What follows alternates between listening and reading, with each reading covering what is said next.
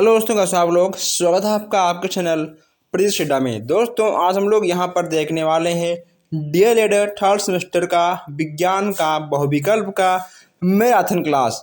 दोस्तों आखिरी बार आखिरी संघर्ष है। अगर दोस्तों आप हर क्लास को कंटिन्यू ले रहे थे, अगर आप इस क्लास को भी ले रहे हो और दोस्तों आपको बताना है कि आखिर आपने इस मैराथन में कितने क्वेश्चंस सही किए हैं।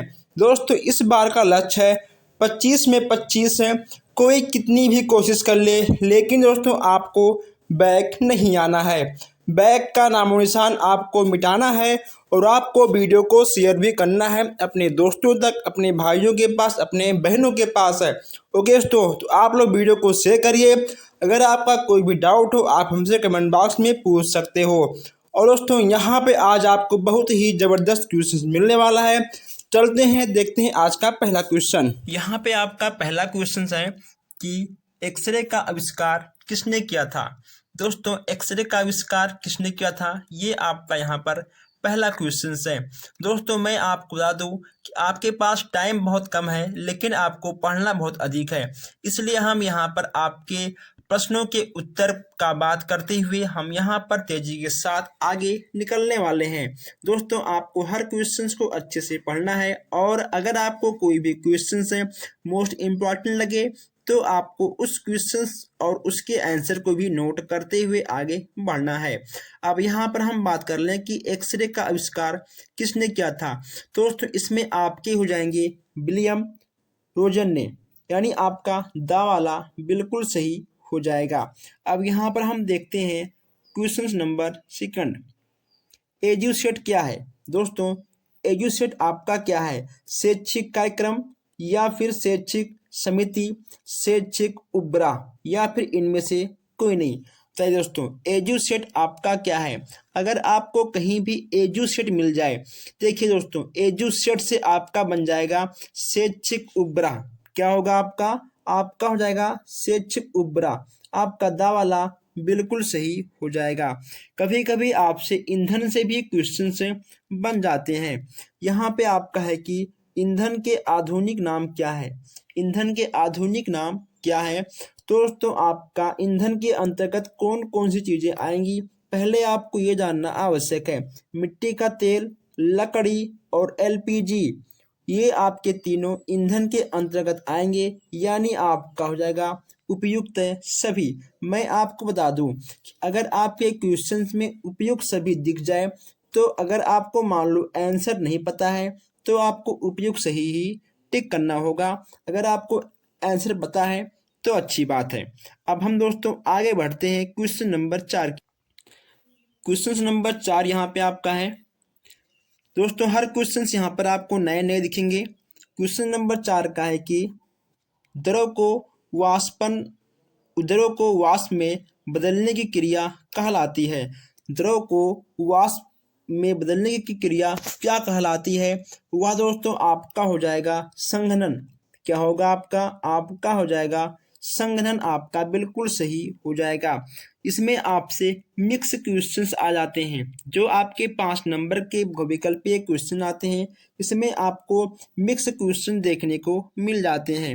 नेक्स्ट आपका है कि द्रव्यमान। दोस्तों दाब का मात्रक क्या है। दाब का मात्रक यहाँ से आपसे पूछा गया है। अगर बात करें दाब के मात्रक की तो इसमें आपका बताइए क्या होगा, न्यूटन मीटर या फिर आपका joule, kilogram, newton, metre square. दोस्तों यहाँ पे आपका हो जाएगा मीटर स्क्वायर। ठीक है, तो इन चारों में से आपका क्या होगा। अगर बात करें दाब का मात्रक की तो इसमें आपका होगा न्यूटन मीटर स्क्वायर, यानी दा वाला आपका बिल्कुल सही हो जाएगा। अब यहाँ पर हम देखते हैं 6वें क्वेश्चन की ओर। 6वां आपका है कि समुद्र तल पर दाब मापी के पारे में ऊंचाई होती है। समुद्र तल पर दाब मापी के पारे में ऊंचाई होती है। दोस्तों कितना होता है, इसमें आपका हो जाएगा 76 सेंटीमीटर। कितना होगा आपका, 76 सेंटीमीटर आपका हो जाएगा। अब हम दोस्तों आगे बढ़ते हैं क्वेश्चन नंबर 7 की ओर। बहुत तेजी के साथ हम यहाँ पर आपके सारे क्वेश्चंस को खत्म करेंगे ताकि आपका टाइम भी ना बेकार हो और आप हर क्वेश्चंस को देख भी लो। यहाँ पर आपका 7वां क्वेश्चन है कि पत्ती में पाए जाने वाले रंध्रक कहाँ स्थित होते हैं। पत्ती में पाए जाने वाले जो आपके रंध्रक होते हैं वो दोस्तों आपके कहाँ कहाँ होते हैं, यही आपको बताना है। तो इसमें आपका हो जाएगा निचली सतह पर। कहाँ होता है आपका, निचली सतह पे होता है, यानी आपका आ वाला बिल्कुल सही हो जाएगा। हर दोस्तों आपके हर क्वेश्चंस को ही हम यहाँ पर देखते हुए चलेंगे। 8वां आपका है कि पौधों में मूल रोम किस अंग में पाया जाता है। पौधों में मूल रोम किस अंग में पाया जाता है। 8वां क्वेश्चन यहाँ पर है। अगर दोस्तों बात करें 8वें क्वेश्चन के आंसर की, तो इसमें आपका हो जाएगा दोस्तों, क्या होगा इसमें, पुंकेश्वर, स्त्रीकेसर, दल पुंज या फिर बाह्य दल। इसमें आपका होगा पुंकेश्वर। ओके दोस्तों, पुंकेसर यानी आपका आ वाला बिल्कुल सही हो जाएगा। नेक्स्ट यहाँ पर आपका है एल्कीन। दोस्तों एल्कीन आपका किसका एग्जाम्पल हो जाएगा। यहाँ पे दोस्तों आपको एल्कीन के बारे में बताना है। एथेन, मेथेन या एथिलीन का, या फिर इनमें से कोई नहीं। दोस्तों क्या होगा, अगर बात करें आंसर की, इसमें आपका हो जाएगा एथिलीन, यानी आपका आ वाला बिल्कुल सही दोस्तों हो जाएगा। अब यहाँ पर हम देखते हैं क्वेश्चन नंबर 10। 10वां आपका है कि कार्बनिक यौगिक में पाया जाता है कार्बन, जिंक, लेड या दोस्तों क्लोरीन। चाहिए आपका क्या होगा, आपका कार्बन होगा या फिर आपका जिंक होगा, लेड या आपका हो जाएगा क्लोरीन। चाहिए इन चारों में आपका क्या होगा। अगर बात करें आंसर की, तो इसमें आपका हो जाएगा कार्बन, यानी आपका आ वाला बिल्कुल सही हो जाएगा। अब दोस्तों यहाँ पर हम आगे बढ़ते हैं और यहाँ पे आपके 4-5 क्वेश्चंस आपको और मिल जाएंगे। देखिए दोस्तों, कम पढ़िए अच्छा पढ़िए। ओके दोस्तों, चुन चुन कर हम यहाँ पर आपके सारे क्वेश्चंस को लेकर आए हुए हैं, ताकि आपके इन सारे क्वेश्चंस को आपको एग्जाम में देखने को मिल जाए। ऐसा ना हो कि आप एक ही बार में 100-500 क्वेश्चन पढ़ लीजिए और आपके एग्जाम में क्वेश्चंस मिले ही ना। इससे अच्छा है कम पढ़िए, ठोस पढ़िए। जितना पढ़िए आप लोग अच्छा पढ़िए। चलिए दोस्तों, नेक्स्ट आपका है एल्काइन। एल्काइन का उपयुक्त उदाहरण क्या है। मेथेन, एथेन, एसिटिलीन या इनमें से कोई नहीं। एल्काइन का उपयुक्त उदाहरण आपको देना है 11वां में। इसमें आपका हो जाएगा मेथेन। ओके दोस्तों, मेथेन आपका बिल्कुल सही हो जाएगा। अब दोस्तों यहाँ पर मैं आपको दिखा दूं, बहुत ही अच्छा क्वेश्चन है। खमीर। दोस्तों खमीर का उपयोग होता है, खमीर का उपयोग दोस्तों कहाँ होता है। औषधि निर्माण में, या फिर बेकिंग पाउडर उद्योग में, या फिर एल्कोहल में, या उपयुक्त सभी में। तो दोस्तों खमीर का उपयोग आपका कहाँ होता है। इसमें आपका हो जाएगा उपयुक्त सभी, यानी आपका दा वाला बिल्कुल सही हो जाएगा। आगे बढ़ते हैं। नेक्स्ट यहाँ पे आपका है 13वां क्वेश्चन है कि भोजन संरक्षण की उपयुक्त विधि कौन सी है। भोजन संरक्षण की उपयुक्त विधि कौन सी है। दोस्तों बहुत ही आसान क्वेश्चन है, बहुत ही दोस्तों आसान क्वेश्चन है।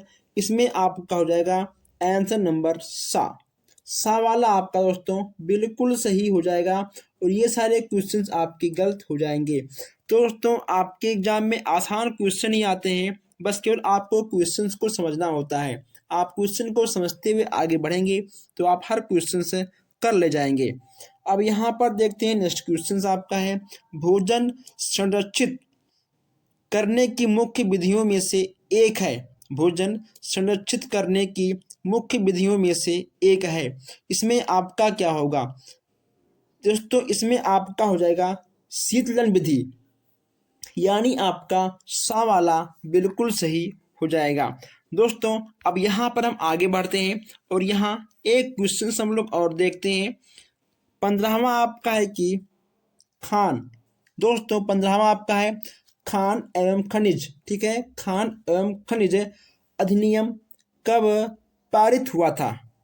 दोस्तों कब हुआ था आपको ये बताना है। आप इस क्वेश्चंस को नोट कर लीजिए दोस्तों, आप इसको 3 स्टार में भी लगा सकते हो। यह क्वेश्चंस आपका इस बार आने का चांस बन रहा है, आप इस क्वेश्चन को जरूर नोट करिएगा। अगर बात करें आंसर की, इसमें आपका हो जाएगा 1948। ओके दोस्तों, 1948 आपका हो जाएगा। अभ्रक का उपयोग किया जाता है। अभ्रक का उपयोग सबसे अधिक किसमें किया जाता है? अगर बात करें उपयोग की, तो इसमें आपका हो जाएगा विद्युत उद्योग में। दोस्तों किसमें? आपका हो जाएगा इसका आंसर विद्युत उद्योग। आपके कपड़े में, रासायनिक में या फिर आपके चीनी मिलों में नहीं किया जाता है। आपका होगा सबसे सटीक आंसर सा वाला। सा वाला आपका बिल्कुल सही हो जाएगा। अब यहाँ देखते हैं 17वां क्वेश्चन है। वे पदार्थ जिन पर पड़ने वाला आंशिक रूप से निर्गत होता है दोस्तों तब होता है जब, दोस्तों कब होता है? तब होता है जब अल्प पारदर्शक होता है। दोस्तों यहाँ पर आपको लिखना होगा अल्प, यहाँ पे हल्का सा टाइपिंग मिस्टेक है, यहाँ पे आप लोग लिख लीजिएगा अल्प, ठीक है, अल्प पारदर्शक, यानी आपका सा वाला बिल्कुल सही हो जाएगा। अब यहाँ पे आपका 18वां क्वेश्चन है दोस्तों। इसके आगे वाले क्लास में हम सब आगे के क्वेश्चंस को कर चुके हैं। अब यहाँ पे आपका 18वां क्वेश्चन है, किस प्रकाश स्रोत से उपछाया नहीं बनता है? किस प्रकाश स्रोत से आपका उपछाया नहीं बनता है? पहले आपको यह समझना है कि आखिर आपका उपछाया होता क्या है। आपने एक नाम सुना होगा परछाई। दोस्तों जो आपका परछाई बनता है वही आपका उपछाया कहलाता है। अगर हम लोग सूर्य के प्रकाश की बात करें, इससे आपका उपछाया यानी परछाई बनती है, ठीक है। और अगर हम बात करें यहाँ पर सभी प्रकाश स्रोत से, दोस्तों अगर यहाँ पर हम सभी प्रकाश के स्रोत की बात करेंगे दोस्तों यहाँ पर भी आपको उपछाया देखने को मिल जाएगा। लेकिन दोस्तों अगर हम बात करेंगे बिंदु प्रकाश स्रोत से, तो बिंदु प्रकाश स्रोत से आपकी उपछाया नहीं बनते हैं, यानी कुल मिलाकर आपका सा वाला बिल्कुल सही हो जाएगा। इनमें से कोई नहीं आपका गलत हो जाएगा। सूर्य और सभी प्रकाश स्रोत ये भी आपके गलत हो जाएंगे, यानी आपका सा वाला बिल्कुल सही हो जाएगा। अब यहाँ देखते हैं 19वां क्वेश्चन है। आपका 19वां क्वेश्चन बोल रहा है कि सूर्य के सबसे निकट ग्रह कौन सा है? सूर्य के सबसे निकट ग्रह कौन सा है? दोस्तों अगर बात करें कि सूर्य के सबसे बड़े ग्रह का नाम क्या है, उसका आप लोग आंसर मुझे कमेंट बॉक्स में दोगे।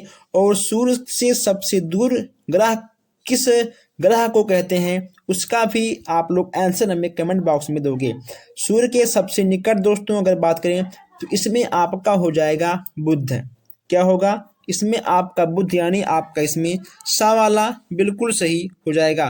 दोस्तों यहाँ पर हम एक चीज देख पा रहे हैं, देखिए दोस्तों, जैसे कि यहाँ पे आपको दिख रहा है बाना, दोस्तों यहाँ पे आपका ठीक है बा हो जाएगा, यहाँ पे आपका बा हो जाएगा, थोड़ा सा मिस्टेक हुआ है दोस्तों, यहाँ पे आपका हो जाएगा ठीक है बा, तो इसमें आपका सा वाला यानी बुध आपका सबसे सही हो जाएगा। अब हम आगे बढ़ते हैं, आप लोग वीडियो को भी शेयर करते हुए आगे बढ़ सकते हैं। 20वां आपका यहाँ पर है कि ध्रुव तारा किस दिशा का सूचक है? ध्रुव तारा किस दिशा का सूचक है? इसमें आपका हो जाएगा उत्तर। दोस्तों किसका होगा? आपका उत्तर आपका बिल्कुल सही हो जाएगा। इसमें भी दोस्तों आपका सा वाला बिल्कुल सही हो जाएगा। अब यहाँ पर देखते हैं कि कार्बन के दो अपर रूप हैं। कार्बन के आपके दो अपर रूप कौन कौन से हैं आपको बताना है। अगर दोस्तों बात करें ग्रेफाइट और हीरा, अगर बात करें ग्रेफाइट और हीरा की, दोस्तों आपने पढ़ा होगा कि जो आपके कार्बन के दो अपर रूप होते हैं वे आपके हीरा और ग्रेफाइट दोस्तों, ठीक है, हीरा और ग्रेफाइट आपके दोनों होते हैं, यानी आपका आ प्लस बा दोनों आपके सही हो जाएंगे। ग्रेफाइट और हीरा आपके बिल्कुल सही हो जाएंगे। नेक्स्ट आपका है कि तारे हमें छोटे क्यों दिखाई देते हैं? दोस्तों बताइए, आप बताइए, आखिर तारे हमें सबसे छोटे क्यों दिखाई देते हैं? दूरी अधिक होने के कारण, या फिर आकार छोटा होने के कारण, आकार बड़ा होने के कारण, या फिर इनमें से कोई नहीं। बताना आपको यह है कि आखिर हमें तारे छोटे क्यों दिखाई देते हैं। अगर दोस्तों बात करें इसमें आंसर की, अगर बात करें इसमें आंसर की, इसमें आपका हो जाएगा आ वाला आपका यानी पहला आपका बिल्कुल सही होगा कि दूरी अधिक होती है दोस्तों, इसलिए हमें तारे बहुत ही छोटे दिखाई देते हैं, यानी आपका आ वाला बिल्कुल सही हो जाएगा। अब यहाँ पे आप नेक्स्ट क्वेश्चन है 23। हाइड्रोकार्बन बना होता है, हाइड्रोकार्बन दोस्तों बना होता है, किससे बना होता है? तो दोस्तों अगर बात करें हाइड्रोकार्बन की, तो दोस्तों अगर बात करें हाइड्रोकार्बन की, तो इसमें आपका आ और बा, ठीक है, इसमें आपका आ और बा दोनों सही हो जाएगा। कार्बन से, हाइड्रोजन से, आपका आ और बा यानी आपका दोनों सही हो जाएगा। ओके दोस्तों, चलिए अब हम लोग आगे बढ़ते हैं। अब यहाँ पे आपको दिख जाएगा नेक्स्ट क्वेश्चंस। नेक्स्ट क्वेश्चंस आपका यहाँ पर क्या है कि संतृप्त हाइड्रोकार्बन, संतृप्त हाइड्रोकार्बन है। दोस्तों जितने क्वेश्चंस यहाँ पर आपको दिख रहे हैं सब क्वेश्चंस एक नंबर के हैं। इसमें आपका एथेन और मेथेन यानी आपका आ और सा यानी आपका दोनों, आपका बा वाला बिल्कुल सही हो जाएगा। संतृप्त हाइड्रोकार्बन दोस्तों आ और सा से मिलकर बनता है, एथेन और मेथेन से मिलकर तब बनता है। यहाँ पर आपका सबसे नया क्वेश्चन यह है कि प्राकृत में कार्बन, दोस्तों 25 यहाँ पे आपका है, प्राकृत में कार्बन पाया जाता है मुक्त अवस्था में, यौगिक में, आ और बा दोनों में, केवल अपने अपर रूपों में। क्या होगा बताइए आप लोग। 25वां का आपको बताना है कि आखिर इसका आंसर क्या होगा। दोस्तों इसमें आपका होगा आ और बा दोनों, यानी जो प्राकृत में कार्बन पाया जाता है वह आपका मुक्त अवस्था में भी होता है और वह आपका होता है यौगिक। तो आपका ये आ और बा आपका दोनों सही हो जाएगा। अब देखते हैं हम लोग 26 क्वेश्चन है। 26 आपका है कि किन पदार्थों में कार्बन नहीं पाया जाता है, यानी किन पदार्थों में कार्बन नहीं होता है दोस्तों। रोटी में, चीनी में, नमक में, या फिर कोयला में। बताइए आपका क्या होगा। रोटी में, नमक में, चीनी में, या फिर कोयला में किन पदार्थों में कार्बन नहीं होता है आपको ये बताना है। तो दोस्तों नमक, नमक में आपका कार्बन नहीं होता है। अब आप लोग कैसे जान पाओगे कि आखिर नमक में कार्बन होता क्यों नहीं है। दोस्तों आप ठीक है कोयला को जलाइए, आप चीनी को जलाइए और रोटी को जलाइए दोस्तों, इन आपको तीनों में आपको कार्बन देखने को मिल जाएगा। लेकिन जब आप नमक को दोस्तों जलाओगे तो नमक आपका जलेगा लेकिन आपको कार्बन देखने को नहीं मिलेगा, ठीक है, यानी आपका सा वाला बिल्कुल सही हो जाएगा। अब यहाँ देखते हैं 27 क्वेश्चन है। एलपीजी, दोस्तों एलपीजी में सबसे अधिक मात्रा किस गैस की होती है। एलपीजी में सबसे अधिक मात्रा किस गैस की होती है ये आपको बताना है। अब यहाँ हम बात करें एलपीजी की, दोस्तों सबसे पहले आप मुझे कमेंट बॉक्स में ये बताओगे कि आखिर एलपीजी का फुल फॉर्म होता क्या है। आप लोग लिख लीजिए liquid petroleum gas, liquid petroleum gas. दोस्तों यह घर में यूज होने वाले गैस होते हैं। अगर बात करें सबसे अधिक मात्रा की, तो दोस्तों इसमें आपका हो जाएगा ब्यूटेन। इसमें क्या होगा आपका ब्यूटेन आपका सबसे अधिक होता है। दोस्तों लिक्विड पेट्रोलियम गैस में ब्यूटेन गैस आपका सबसे अधिक होता है। अब हम बढ़ते हैं नेक्स्ट क्वेश्चन की ओर। नेक्स्ट आपका यहाँ पर है, चलिए अब यहाँ देखते हैं 28 क्वेश्चंस। दोस्तों 28 क्वेश्चंस यहाँ पर हम लोग देखते हैं कि कार्बन का क्रिस्टलीय रूप है, कार्बन का क्रिस्टलीय रूप है ग्रेफाइट, कोयला, लकड़ी का चारकोल, या फिर जंतु चारकोल। इन चारों में आप बताना है कि आखिर कार्बन का क्रिस्टलीय रूप दोस्तों इसमें से आपका क्या होगा। अगर हम बात करें यहाँ पर कि कार्बन की क्रिस्टलीय रूप की, इसमें आपका होगा ग्रेफाइट। क्या होगा इसमें आपका हो जाएगा ग्रेफाइट, यानी आ वाला पहला आपका बिल्कुल सही हो जाएगा। इंसुलिन हार्मोन्स की कमी से होता है। दोस्तों इंसुलिन इंसुलिन हार्मोन्स की कमी से होता है। दोस्तों इंसुलिन हर व्यक्ति के अंदर एक प्रकार का हार्मोन्स होता है। अगर किसी भी व्यक्ति में इंसुलिन नाम का जो हार्मोन्स होता है अगर उसकी कमी हो जाती है तो उस इंसान को, उस व्यक्ति को कौन सा रोग होता है आप बताइए। दोस्तों आपको हो जाएगा डायबिटीज। क्या होगा आपको? अगर दोस्तों इंसुलिन हार्मोन्स की कमी हो जाएगी तो आपको हो जाएगा डायबिटीज। इसीलिए आप लोग अपना खान पान का थोड़ा सा ध्यान रखिएगा। ओके दोस्तों, एग्जाम का टाइम है लेकिन फिर भी आपको टाइम से खाना, टाइम से उठना, ठीक है दोस्तों, टाइम से सोना, हर चीज आवश्यक होता है। अब यहाँ पर हम देखते हैं 30वां क्वेश्चन है, ध्वनि मापन किससे किससे की जाती है? जो हम लोग दोस्तों ध्वनि को मापते हैं, जो हम लोग ध्वनि को मापते हैं वह हम लोग किससे करते हैं? मीटर से दोस्तों, या आपका इससे भी नहीं होगा, पास्कल से भी आपका नहीं होगा, किलोमीटर दोस्तों, किलोमीटर से भी आपका नहीं होगा। सबसे अच्छा, सबसे सटीक आंसर आपका है डेसिबल। दोस्तों क्या है आपका? डेसिबल। हम लोग ध्वनि को डेसिबल से ही नापते हैं। यहाँ पर देखते हैं 31 क्वेश्चन है। अब यहाँ पर दोस्तों आपका 31 क्वेश्चन है कि मानव शरीर का, दोस्तों मानव शरीर का समान ताप कितना होता है? मानव शरीर का समान ताप कितना होता है? दोस्तों मैं आपको बता दूं कि आपका पशु, पक्षी, मनुष्य कोई भी हो दोस्तों, हर व्यक्ति की जो बॉडी होती है वह दोस्तों गर्म होती है।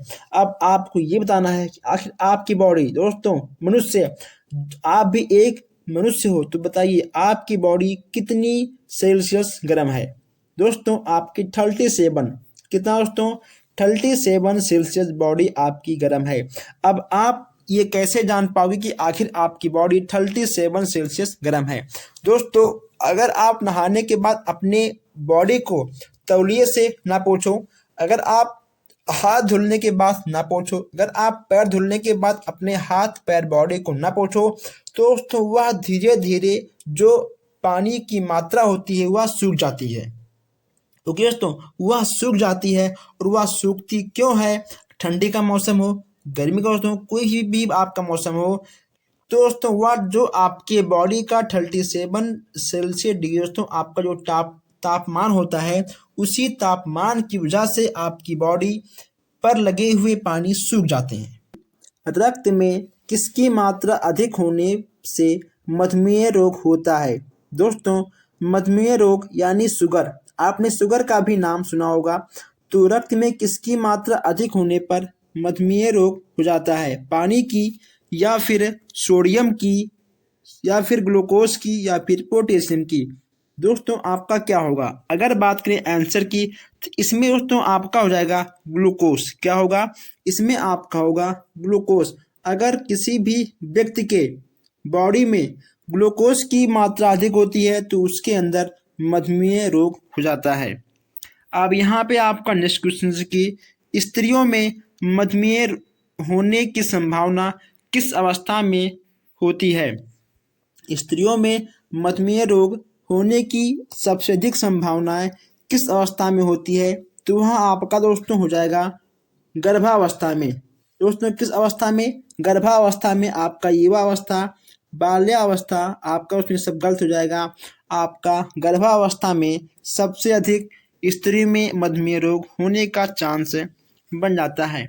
अब यहाँ पे हम एक क्वेश्चन और देखते हैं। मधुमेह रोग है दोस्तों, मधुमेह रोग आपका कैसा रोग है? क्षय रोग है, वंशानुक्रम है, या फिर संक्रामक है, या फिर दोस्तों संक्रामक है? चाहिए इसमें दोस्तों आपका क्या होगा? यह हो जाएगा आपका वंशानुक्रम। मधुमेह आपका वंशानुक्रम रोग भी हो जाता है। अब यहाँ पर आप लोग दोस्तों खुद देखिए दोस्तों, यहाँ पे आपको मधुमेह रोग से 4 क्वेश्चंस मिल रहे हैं। अब दोस्तों मान लो अगर कहीं से भी किसी भी टाइप से क्वेश्चंस आपसे पूछेगा एग्जाम में, तो दोस्तों इन चारों में से, मधुमेह रोगों में से आपका एक क्वेश्चन यहाँ से कन्फर्म फंसेगा। अब यहाँ पे आपका नेक्स्ट क्वेश्चन है 35, मधुमेह में रोगी को कौन सी दवा दी जाती है? देखिए दोस्तों, मधुमेह में रोगी को कौन सी दवा दी जाती है? इसमें आपका हो जाएगा इंसुलिन। क्या होगा? इसमें आपका हो जाएगा इंसुलिन। देखिए दोस्तों, अब यहाँ पर आपका मधुमेह रोगी को दवा कौन सी दी जाती है इसका, ओके दोस्तों। और मधुमेह रोग आपका कौन सा है? वंशानुक्रम है। स्त्री में सबसे अधिक संभावनाएं कब होती हैं? ओके दोस्तों। उसके बाद यहाँ पर रक्त में किसकी मात्रा अधिक होने पर आपको मधुमेह रोग होता है? आपको दोस्तों यहाँ पर 4 क्वेश्चन बहुत ही अच्छे से मिले हैं। आप इन चारों क्वेश्चंस को नोट करिए और आगे बढ़िए। ठीक, चलिए। अब यहाँ पर आपका है कि उच्च रक्तचाप कितने प्रकार का होता है? उच्च रक्तचाप कितने प्रकार का होता है ये आपको बताना है। 2, 3, 4 या 5? दोस्तों कितना होगा? अगर बात करें आंसर की, इसमें आपका हो जाएगा 3 प्रकार का। कितने दोस्तों? इसमें आपका हो जाएगा 3 प्रकार का, यानी उच्च रक्तचाप आपका 3 प्रकार का हो जाता है। सबसे आसान क्वेश्चन, सबसे अच्छा क्वेश्चन दोस्तों, पर्यावरण दिवस कब मनाया जाता है? यह हो जाएगा आपका 5 जून। दोस्तों सबसे आसान क्वेश्चन है, इसमें हम आपको क्या बताएं, आप ऐसे क्वेश्चंस को आंख बंद करके भी टिक कर सकते हो। आपको जाएगा 5 जून। आगे बढ़ते हैं। अब यहाँ पे आपका एक क्वेश्चन और है, 38 क्वेश्चन। दोस्तों 38 आपका है कि पृथ्वी के चारों ओर कितनी ऊंचाई तक वायुमंडल का विस्तार होता है? पृथ्वी के चारों ओर कितनी ऊंचाई तक वायुमंडल का विस्तार होता है? दोस्तों लगभग 100 किलोमीटर, लगभग 15, लगभग 60 या फिर लगभग 150? क्या होगा? अगर बात करें इसमें आंसर की, इसमें आपको हो जाएगा लगभग 60 किलोमीटर। ओके दोस्तों, कितना होगा आपका? लगभग होगा 60 किलोमीटर। अब यहाँ पे आपका नेक्स्ट क्वेश्चन है 39 की प्रकृति की रचना है। प्रकृति की रचना कौन कौन सी है? मनुष्य, पेड़ पौधे, जंतु। दोस्तों मनुष्य, पेड़ पौधे, जंतु, हम सब प्रकृति के ही देन है, यानी आपका हो जाएगा उपयुक्त सभी। आपका दा वाला बिल्कुल सही दोस्तों हो जाएगा, आपका दा वाला बिल्कुल सही हो जाएगा। ठीक है दोस्तों, बिना डाउट के हम लोग आगे बढ़ते हैं। डाउट नहीं किसी भी क्वेश्चन में तो आगे बढ़ो, अगर कोई भी डाउट हो आप हमसे कमेंट बॉक्स में पूछ सकते हो। अब यहाँ हम देखते हैं कि बर्फ का तापमान होता है कितना? दोस्तों बर्फ का तापमान कितना होता है? तो दोस्तों बर्फ का तापमान कितना होता है ये आपका होता है, काट दीजिए। ठीक, बर्फ का तापमान कितना होता है ये आपको बताना है। अगर बात करें तापमान की, तो दोस्तों इसमें आपका हो जाएगा 0 सेल्सियस। दोस्तों इसमें कहीं भी आपको 0 नहीं दिखेगा, लेकिन दोस्तों यहाँ पे आपको लिखना है देखिए 0। जहाँ पे आपका लिखा है 6 दोस्तों, वहाँ पे आपका हो जाएगा देखिए 0, यानी हो जाएगा आपका 0 सेल्सियस। क्या होगा आपका? आपका बर्फ का तापमान होता है 0 सेल्सियस। दोस्तों कभी कभी होता क्या कि कभी कभी टाइपिंग में मिस्टेक हो जाती है, लेकिन कोई बात नहीं, आप उसको ठीक कर सकते हो, आप खुद ही इतने समझदार हो। अब यहाँ देखते हैं 41 क्वेश्चन है। द्रव के जल वाष्प में बदलने की क्रिया को कहते हैं, क्या कहते हैं? दोस्तों बहुत ही सिंपल क्वेश्चन है, बहुत ही आसान क्वेश्चन है। इसमें आपको करना है क्या दोस्तों? संघनन, यानी आपका दोस्तों संघनन हो जाएगा। या फिर दोस्तों आपका क्या होगा? देखिए अगर ठीक है दोस्तों, मान लो आपका ये जल है। ओके दोस्तों, अगर ये मान लो आपका जल है, जब हम लोग दोस्तों जल को गरमाते हैं दोस्तों, तो क्या होता है? क्या क्या होता है दोस्तों? उसमें से भाप निकलता है। क्या होता है? उसमें से भाप निकलता है, तो वह आपका आएगा वाष्पन के अंतर्गत। किसके अंतर्गत आपका आएगा? आपका आएगा वाष्पन के अंतर्गत। जैसे हमने मारा संघनन, आप लोगों ने संघनन नोट कर लिया है, लेकिन दोस्तों इसका हो जाएगा आपका बा वाला आपका बिल्कुल सही हो जाएगा। नेक्स्ट आपका है 42 क्वेश्चन है। 20 सेल्सियस को फारेनहाइट में बदलिए। दोस्तों कभी कभी आपको फारेनहाइट से सेल्सियस में, कभी कभी आपसे सेल्सियस से फारेनहाइट में क्वेश्चन पूछ ले जाते हैं। तो 20 सेल्सियस को आपको बदलना है फारेनहाइट में। तो दोस्तों जब आप 20 सेल्सियस को फारेनहाइट में बदलोगे तो आपका हो जाएगा 36 सेल्सियस। कितना होगा आपका? आपका 36, यानी आपका सा वाला बिल्कुल सही हो जाएगा। अब यहाँ हम देखते हैं एक और ही अच्छा क्वेश्चन है। किसी वस्तु का ताप निर्धारित होता है अणुओं की। दोस्तों, किसी वस्तु का ताप निर्धारित होता है अणुओं की।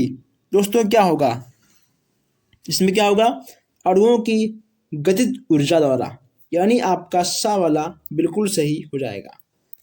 दोस्तों आपका सा वाला बिल्कुल सही हो जाएगा। अब यहाँ पर हम थोड़ा आगे बढ़ते हैं और देखते हैं जबरदस्त क्वेश्चन है। अगर जो हमारे भाई बहन नए हैं, जो पहली बार इस क्लास को ले रहे हैं, वो लोग चैनल को सब्सक्राइब कर लें, और जो हमारे भाई बहन सब्सक्राइब कर चुके हैं वो लोग वीडियो को शेयर कर दें, ताकि जो हमारे भाई बहन अभी हमसे नहीं जुड़ पाए हैं वो जुड़ें, ताकि उनका साइंस में बैक ना आए। दोस्तों आपको यहाँ से 5 में 5 नंबर आपके बहुविकल्प में जरूर मिलेगा। यहाँ पे आपका नेक्स्ट क्वेश्चन है कि नेक्स्ट यहाँ पे आपका है थर्मामीटर बनाने में पारा उपयोग लेते हैं। दोस्तों इसका मतलब ये है कि जब हम लोग बनाते हैं, क्योंकि इसका मतलब ये है कि जब हम लोग थर्मामीटर बनाते हैं तो हम लोग उसमें पारे का उपयोग क्यों करते हैं। बताइए, हम लोग उसमें पारे का उपयोग क्यों करते हैं। इसका क्वथनांक अधिक होता है, इसलिए हम लोग थर्मामीटर को बनाने में पारे का उपयोग करते हैं। ओके दोस्तों, पारे का उपयोग लेते हैं। इसमें आ वाला आपका बिल्कुल सही होगा, क्योंकि इसका क्वथनांक अधिक होता है। 44 का आपका आ वाला यानी आपका पहला बिल्कुल सही हो जाएगा। अब यहाँ देखते हैं 45 क्वेश्चन। सूर्य का ताप नापा जाता है। दोस्तों सूर्य का ताप नापा जाता है, हम लोग सूर्य के ताप को किससे नाप सकते हैं।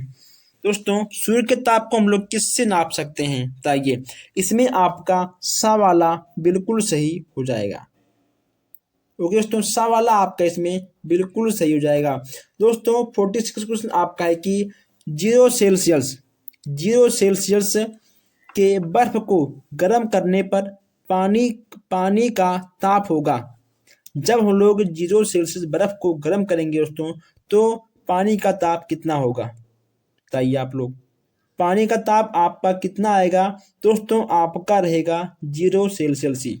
कितना दोस्तों आएगा आपका 0 होगा, क्योंकि दोस्तों अगर हम लोग बर्फ को रख देंगे तो दोस्तों बर्फ आपका खुद ब खुद पिघल जाएगा। पिघलने के बाद दोस्तों वह तब भी आपका 0 सेल्सियस पर ही रहेगा। 100 पे आपका उबल जाता है। ओके दोस्तों, 100 पे आपका उबल जाता है, और बस केवल यहाँ पर आपका पानी की बात की गई है। ओके दोस्तों, इसके यहाँ पे आपको पानी की बात की गई है। इसमें आपका 10 और 80 से आपका कोई मतलब नहीं होगा।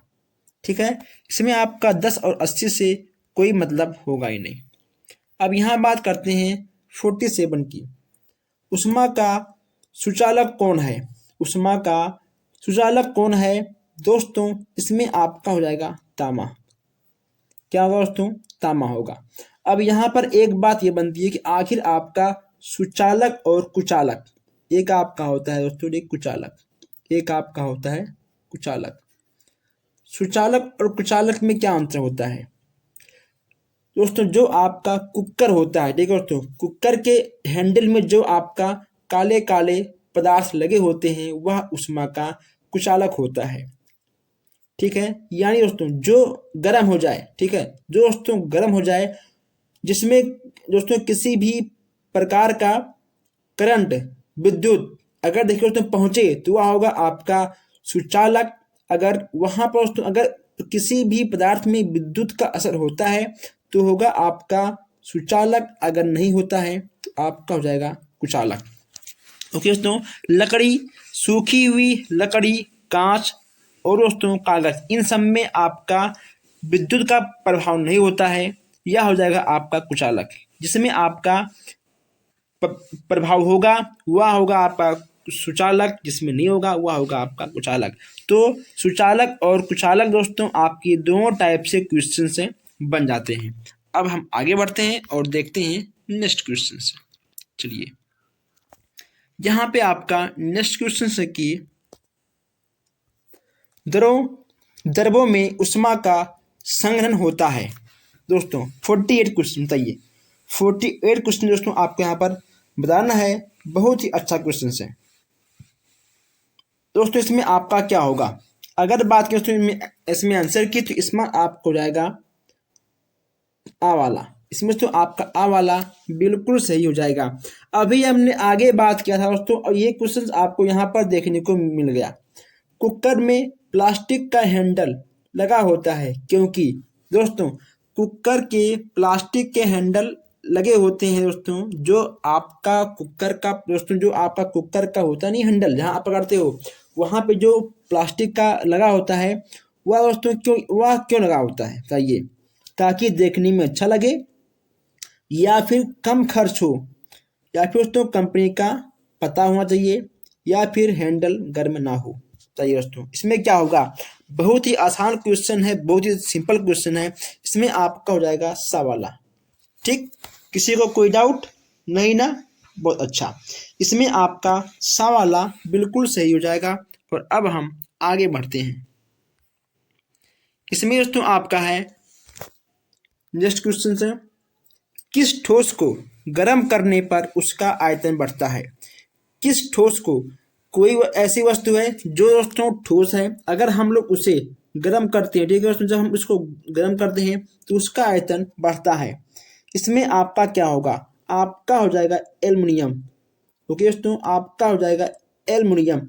आप एल्युमिनियम को अच्छे से लिखिए दोस्तों, ठीक है, ये हो जाएगा आपका एल्युमिनियम। ठीक है, आपका हो जाएगा एल्युमिनियम। जब हम लोग इसको गर्म करते हैं तो इसका आयतन आपका बढ़ जाएगा। ठीक है, इसका आयतन आपका बढ़ जाएगा। अब यहाँ हम बात करते हैं नेक्स्ट क्वेश्चन की। दीप्त वस्तु है लकड़ी, मोमबत्ती, चांद या फिर काजल, आपका क्या होगा।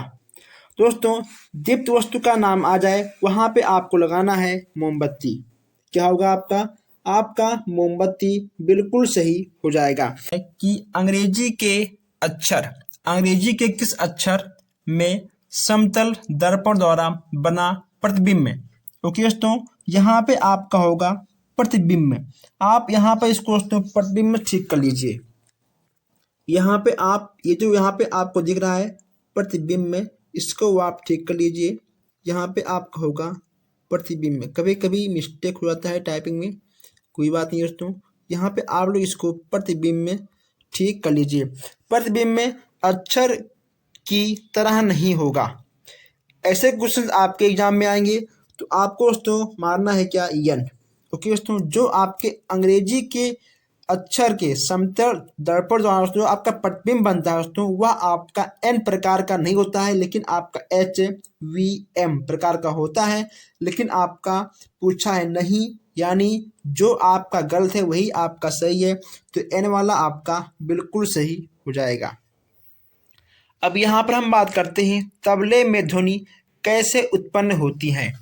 तबले में तबले में आपकी ध्वनि कैसे उत्पन्न होते हैं, रगड़ने से, फूंक मारने से दोस्तों, खींचने से, या फिर उसको ठोकने से। ठीक है, आघात, आघात मतलब दोस्तों उस पर, ठीक है, मारने से। आघात मतलब होता है ठोकने से।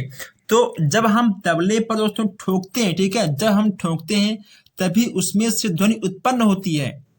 ठीक, तो आपका दा वाला बिल्कुल सही हो जाएगा। अब यहाँ पे आपका नेक्स्ट है कि सितार में ध्वनि कैसे उत्पन्न होती है। सितार में ध्वनि कैसे उत्पन्न होती है, रगड़ने से, फूंक मारने से, खींचने से, या फिर आघात से। तो दोस्तों सितार पे हम लोग ना फूंक मारते हैं, फूंक तो मारते हैं हम लोग बांसुरी में, और ना हम लोग उसको आघात, ना हम लोग उसको ठोकते हैं, और ना हम लोग दोस्तों उसको रगड़ते हैं। जो आपके सितार होते हैं उसको हम लोग खींचते हैं, खींचने से तब उसमें ध्वनि उत्पन्न होता है। यानी आपका इसमें सा वाला बिल्कुल सही हो जाएगा। ऐसे ऐसे आपके क्वेश्चंस आ जाते हैं एग्जाम में कि आप लोग कंफ्यूज मत होइएगा, आप टिक मार के रहिएगा। अब यहाँ पे आपका नेक्स्ट क्वेश्चन है कि ढोल में दोस्तों, ढोल में ध्वनि कैसे उत्पन्न होती है।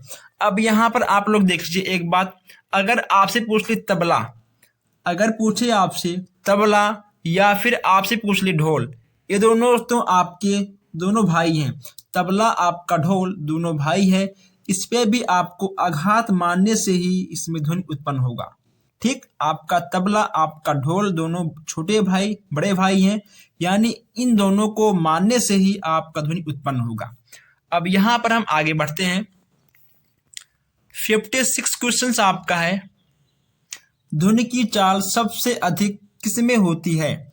ध्वनि की चाल सबसे अधिक किसमें होती है? दोस्तों इसमें उत्तर हम क्या बताएं, इसका आंसर आपको खुद पता होगा।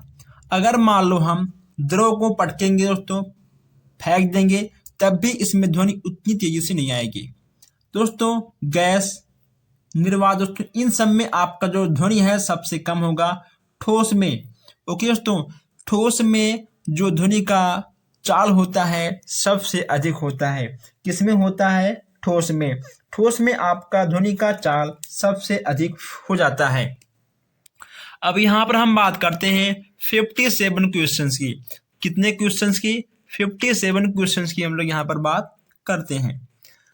ध्वनि सुनने के लिए समय अंतराल आवश्यक होता है। यानी अगर मान लो हम बोल रहे हैं और आपसे कोई और बोल रहा है, ठीक है दोस्तों, तो हमारे ध्वनि में या फिर हमारे एक शब्दों के बाद जो हम दूसरा शब्द बोलते हैं, दूसरा शब्द सुनने के लिए आपको कितना समय का अंतराल आवश्यक होता है।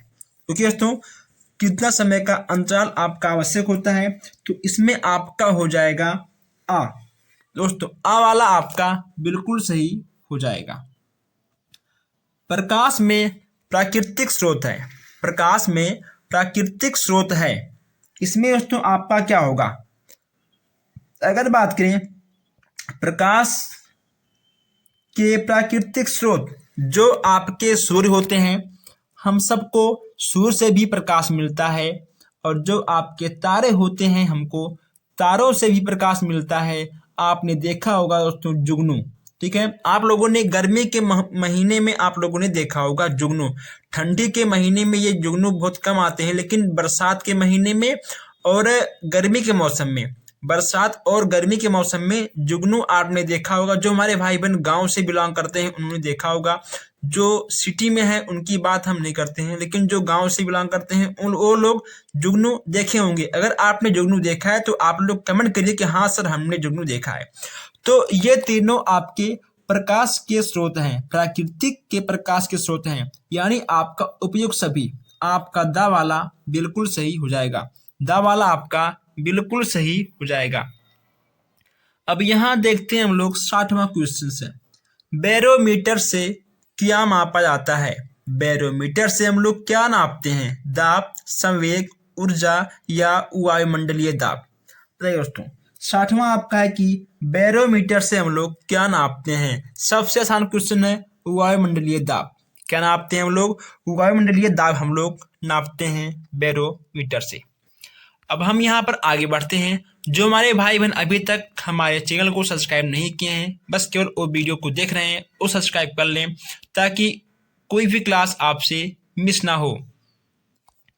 यहाँ पे आपका 61 क्वेश्चन है कि ग्रीन हाउस किसके प्रभाव का कारण है? ग्रीन हाउस किसके प्रभाव का कारण है? जल प्रदूषण, वायु, मृदा या फिर इनमें से कोई नहीं। बताइए दोस्तों, ग्रीन हाउस किसके प्रभाव का कारण आपका बन सकता है? अगर बात करें हम लोग ग्रीन हाउस की, तो इसमें आपका हो जाएगा वायु प्रदूषण, ठीक है। यानी आपका बा वाला बिल्कुल सही हो जाएगा। अब यहाँ पर हम नेक्स्ट क्वेश्चन देखते हैं। हरित लवण रहित पौधे का समूह है। दोस्तों क्या होगा? इनमें से क्या होगा? मैं आपको बता दूं दोस्तों, अगर मान लो आपको कोई भी क्वेश्चंस नहीं आ रहा है, ठीक है, आप पहले हमारी इस बातों को सुन लीजिए। अगर मान लो आपको कोई भी क्वेश्चंस नहीं आ रहा है, अगर उसमें आ और बा दोनों ऐसे क्वेश्चंस आपको दिख जाए या फिर आपको दिख जाए उपयुक्त सभी, दोस्तों आपको इन्हीं दो क्वेश्चंस को टिक करना होगा, ठीक है दोस्तों। 99% आपके वही क्वेश्चन सही होते हैं, आपके उपयुक्त सभी वाले या फिर आ और बा वाले या फिर सा और दा वाले, ऐसे क्वेश्चंस आपके बिल्कुल सही हो जाते हैं। तो आपका इसमें होगा दा, यानी उपयुक्त सभी। अब यहाँ पे आपका 63 क्वेश्चन है। किसी वस्तु द्वारा प्रति सेकेंड किए गए कंपनियों की संख्या को क्या कहते हैं? दोस्तों इसमें क्या होता है आप लोग, यह आपका बिल्कुल नया क्वेश्चन है, आपको इस क्वेश्चन को जरूर नोट करना चाहिए। ओके दोस्तों, आपको इस क्वेश्चन को जरूर नोट तो करना चाहिए, क्योंकि यह आपका एक प्रकार का सबसे नया क्वेश्चन है। ओके दोस्तों, चलिए इसमें क्या होगा आपका, इसमें आपका हो जाएगा आवृत्ति। दोस्तों क्या होगा, इसमें आपका हो जाएगा आवृत्ति। ठीक है, चलिए आगे बढ़ते हैं। यहाँ पे आपका है कि वायु दाब आरोपित करती है, वायु दाब दोस्तों आरोपित करती है। इसमें क्या होगा, केवल ऊपर की दिशा में, केवल नीचे की दिशा में, चारों दिशाओं में, किसी दिशा में नहीं। तो इसमें आपका क्या होगा दोस्तों, इस अगर बात करें वायु दाब आरोपित करती है तो दोस्तों पूरब पश्चिम उत्तर दक्षिण, ठीक है दोस्तों, ईस्ट वेस्ट नॉर्थ साउथ आपका हो जाएगा चारों दिशाओं में, यानी आपका सा वाला बिल्कुल सही हो जाएगा। दोस्तों आइए हम लोग आगे बढ़ते हैं। अब यहाँ पे देखते हैं 65 क्वेश्चन है। यहाँ हम लोग 65 क्वेश्चन देखते हैं। नेक्स्ट आपका है कि निम्नवत में से अक्रिस्टलीय कार्बन के अपर रूप हैं, इसमें से आपका कौन होगा, ग्रेफाइट, सुगर चारकोल, हीरा या फिर फुलरेन। दोस्तों इनमें से आपका कौन सा होगा, अगर बात करें आंसर की, इसमें आपका हो जाएगा सुगर चारकोल, यानी आपका इसमें बा वाला बिल्कुल सही हो जाएगा। ओके दोस्तों, आपका बा वाला बिल्कुल सही होगा, आपका ना ग्रेफाइट होगा, ना आपका हीरा होगा और ना आपका होगा फुलरेन। बा वाला आपका बिल्कुल सही हो जाएगा। अब यहाँ बात करते हैं अनुप्रस्थ तरंगों में दो सिंगड़ों के बीच की होती है आयाम, अर्ध आयाम तरंग धैर्य या फिर अर्ध तरंग धैर्य। इसमें से आपका क्या होगा, 66 क्वेश्चन यहाँ पर आपका है, बहुत ही अच्छा क्वेश्चन है। इसमें आपका हो जाएगा सा वाला, यानी आपका हो जाएगा तरंग धैर्य, आपका सा वाला बिल्कुल सही हो जाएगा। अब यहाँ पर देखते हैं नेक्स्ट क्वेश्चन है। नेक्स्ट आपका है कि डॉक्टरी थर्मामीटर, दोस्तों जो डॉक्टरी वाला होता है, डॉक्टरी थर्मामीटर में ताप मापने का विभाजन स्केल होता है, वह आपका किस में होता है, सेल्सियस में होता है या फिर आपका होता है फारेनहाइट सेल्सियस में, या फिर आपका होता है फारेनहाइट में। दोस्तों इसमें आपका क्या होगा दोस्तों, इसमें यह आपका हो जाएगा फारेनहाइट में। ओके दोस्तों, अगर मान लो आपको फीवर है, ठीक है, अगर मान लो आपको फीवर है, जब आप डॉक्टर के पास जाते हो, जब दोस्तों डॉक्टर आपके बॉडी पर जब डॉक्टर आपके बॉडी को चेक करते हैं दोस्तों, तो वह आपका थर्मामीटर दोस्तों फारेनहाइट में आपको बताएगा, ठीक है, ना कि आपको बताएगा सेल्सियस में।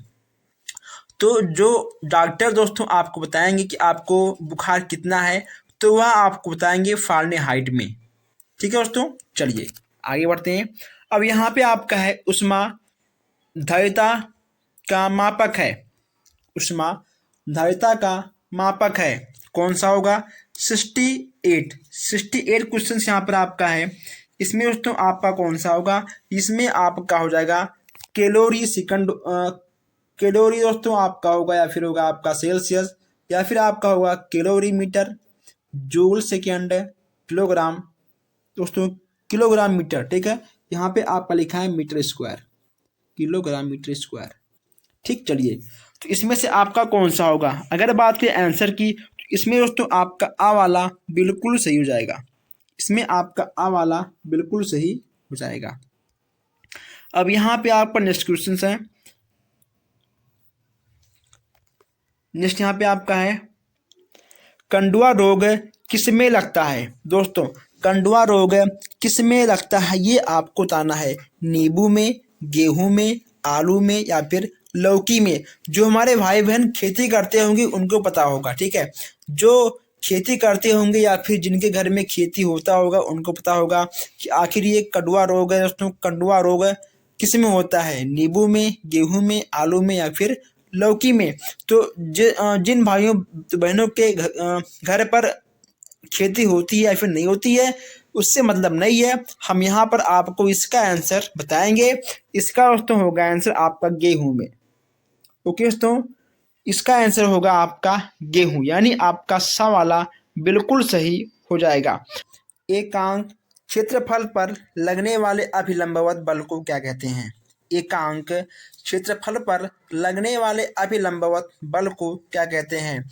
आपका ऊर्जा होगा, या फिर आपका दाब होगा, कार्य, या फिर आवेश। सही दोस्तों, इन चारों में से आपका क्या होगा?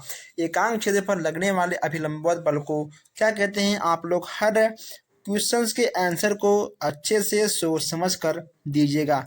अगर बात करें आंसर की, तो इसमें आपका हो जाएगा दाब। दाब यानी आपका बा वाला बिल्कुल सही हो जाएगा। और यहाँ पे आपका नेक्स्ट क्वेश्चन से कि चीनी उद्योग में गन्ने के रस को रंगहीन करने में प्रयुक्त करते हैं। दोस्तों, यानी कुल मिलाकर आपको ये जानना है कि चीनी मिलों में गन्ने के जो रस के रंग होते हैं उसको बदलने के लिए किसका प्रयोग किया आता है? ओके दोस्तों, किसका प्रयोग किया आता है ये आपको बताना है। तो अगर बात करें इसके आंसर की, तो इसका आंसर आपका हो जाएगा जंतु चारकोल। क्या होगा आपका? आपका हो जाएगा जंतु चारकोल। सवाल आपका बिल्कुल सही हो जाएगा।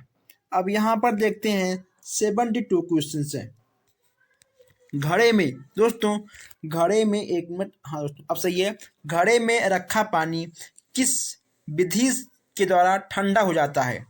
अगर मान लो हम घड़े, दोस्तों कहा गया है कि घड़े का पानी पीना हमारे बॉडी के लिए बहुत ही लाभदायक होता है। तो आपको ये चीज़ मालूम होना चाहिए कि आखिर घड़े में रखा हुआ पानी किस विधि के द्वारा ठंडा होता है। तो अगर बात करें आंसर की, तो इसमें आपका हो जाएगा वाष्पन। क्या होगा इसमें आपका? इसमें आपका होगा वाष्पन, यानी आपका इसमें दा वाला बिल्कुल सही हो जाएगा। दोस्तों, मैं आपको बता दूं कि हम चारों क्वेश्चंस को इसलिए नहीं पढ़ते हैं क्योंकि दोस्तों आपका टाइम बेकार ना हो, और आप हर क्वेश्चंस को देखते हुए, हर क्वेश्चंस के आंसर को देखते हुए, समझते हुए आप आगे बढ़ते रहिएगा, ताकि आपका टाइम भी ना खराब हो। उसके बाद आपका बस आपके सारे क्वेश्चंस भी हो जाएं। अब यहाँ पर हम आगे बढ़ते हैं। नेक्स्ट यहाँ पे आपका है कि पत्ती में पाया जाने वाला रंध्रक कहाँ पे होता है? तो दोस्तों, पत्ती में जो रंध्रक होता है वह पत्तियों में कहाँ होता है? ऊपरी सतह पर या फिर नीचे होता है? दोस्तों तो ये कहाँ होता है आपका? ऊपर नीचे आपका कहाँ होता है? अगर बात करें आंसर की, तो इसमें आपका हो जाएगा बा। तो इसमें आपका बा यानी आपका हो जाएगा निचली सतह पर। ठीक है, बा वाला आपका इसमें बिल्कुल सही हो जाएगा। अब यहाँ पर थोड़ा हम आगे बढ़ते हैं।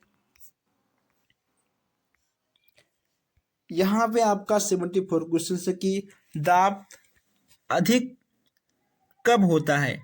दाब अधिक कब होता है? बैठने पर, एक पैर से खड़े होने पर, लेटने पर, या फिर दोनों पैर से खड़े होने पर? दोस्तों, बैठने पे तो होगा नहीं, ठीक, बैठने पे तो होगा नहीं, और आपका लेटने से भी नहीं होगा। ओके दोस्तों, आपका लेटने से भी नहीं होगा। उसके बाद जब हम दोनों पैर पर रहेंगे या फिर एक पैर पर रहेंगे, तो दोस्तों अगर हम एक पैर पर रहेंगे तो उस पर, तो एक पैर पे दाब सबसे अधिक पड़ेगा, यानी कुल मिलाकर आपका होगा बा। बा वाला आपका बिल्कुल सही होगा कि एक एक पैर से खड़े होने पर दाब सबसे, दोस्तों दाब सबसे अधिक, हाँ ठीक है दोस्तों, दाब सबसे अधिक कब लगता है? जब हम एक पैर से खड़े होते हैं। अगर मान लो यहाँ पे लिखा होता कि दाब कम कब लगता है, ओके दोस्तों, दाब जो है कब, वो कम कब लगता है, तो यह दोस्तों आपका हो जाता, ठीक है, दोनों पैर पे खड़े होने पर। चलिए अब आगे बढ़ते हैं। यहाँ पे आपका नेक्स्ट क्वेश्चन है कि निम्नलिखित में से किसमें कार्बन नहीं होता है? तो नमक, चीनी, रोटी, कोयला। दोस्तों हम इस क्वेश्चंस को आपको एक बार बताए थे इसके नेक्स्ट वाली क्लास में, तो आप इसको बताइए कि आखिर इसमें क्या होगा। अगर हम रोटी को जलाएंगे, अगर हम चीनी को जलाएंगे, अगर दोस्तों हम कोयला को जलाएंगे, तो इसमें आपका कार्बन का मात्रा होता है, आपको इसमें कार्बन दिख जाएगा। लेकिन दोस्तों जब हम नमक को जलाएंगे तो इसमें आपको कार्बन नहीं दिखेगा, यानी आपका आ वाला बिल्कुल सही हो जाएगा। चलिए आगे बढ़ते हैं। अब यहाँ पे आपका है 76 क्वेश्चन है। निम्नलिखित में दाब से संबंधित नियम है। दाब से संबंधित नियम दोस्तों आपका किस नियम से है? मैकाले, थॉर्नडाइक, न्यूटन और पास्कल। दोस्तों इन चारों में से आपका क्या होगा? अगर बात करें 76 क्वेश्चंस के आंसर की तो इसमें आपका हो जाएगा पास्कल का नियम। क्या होगा दोस्तों? इसमें आपका हो जाएगा पास्कल का नियम, यानी आपका सा वाला बिल्कुल सही हो जाएगा।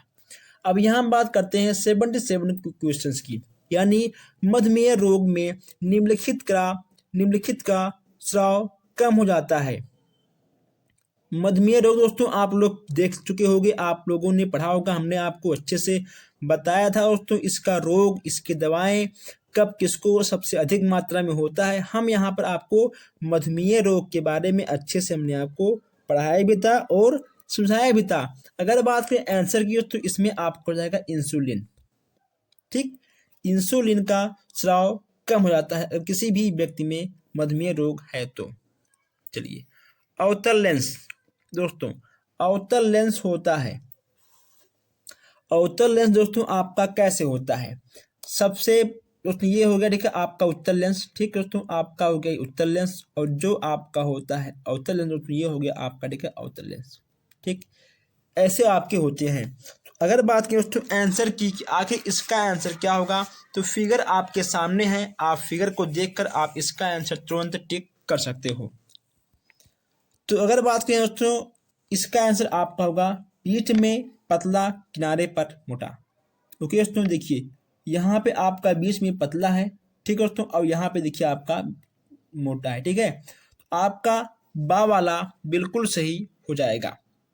तो दोस्तों आपका अवतल दर्पण, आपका दोस्तों देखिए आपका अवतल दर्पण ऐसे होता है, और दोस्तों देखिए आपका अवतल दर्पण, ठीक, और दोस्तों आपका अवतल लेंस, ठीक है, आपका एक जैसे होता है।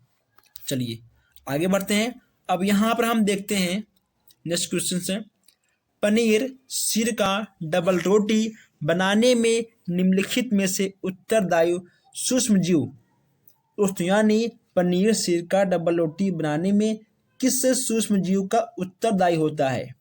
बताइए किसका होगा? विषाणु, जीवाणु, अमीबा या फिर कवक?